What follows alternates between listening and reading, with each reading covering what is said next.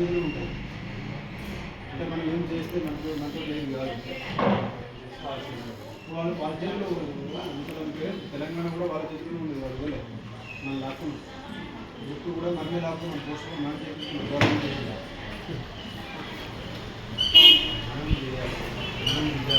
మనం అడగాలి. మనం అడిగితేనే నోటిఫికేషన్ వస్తుంది. మనం చదివితేనే జాబ్లు వస్తాయి. అంతే కదా. మనం ప్రజానికి వాళ్ళు కూడా పార్టీ కానీ ఏం లేదు. ఎవరు కొట్టలేదు. అడిషన్ తీసుకుంటున్నాం. మన స్ట్రెంత్ చూపిస్తుంది.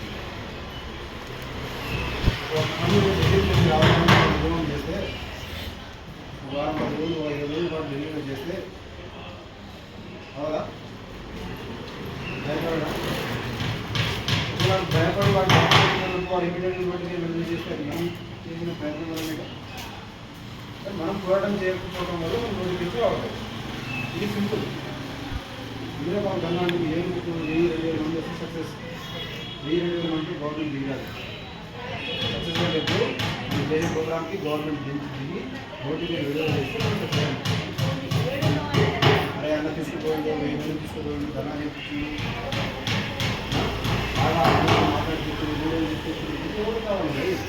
వీడియో సక్సెస్ అంటారా? దీనివల్ల మీకు వచ్చే ఫైదా ఏంటి? స్ట్రెంత్ ఎక్కువ వస్తే గవర్నమెంట్ మన సమస్య పోతుంది, భయపడుతుంది. ఇన్ని వేల మంది నిరుద్యోగులతో తిరుగుబాటు చేస్తే గవర్నమెంట్ సంఖ్యను క్రియేట్ చేయాలి.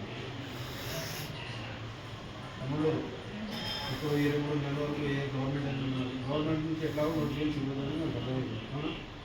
ఓన్లీ ప్రతిపక్ష పార్టీలు ఏమైనా ఫైట్ చేస్తాయనుకుంటుంది. ఇప్పుడు నేను అడుగుతున్నాను కాబట్టి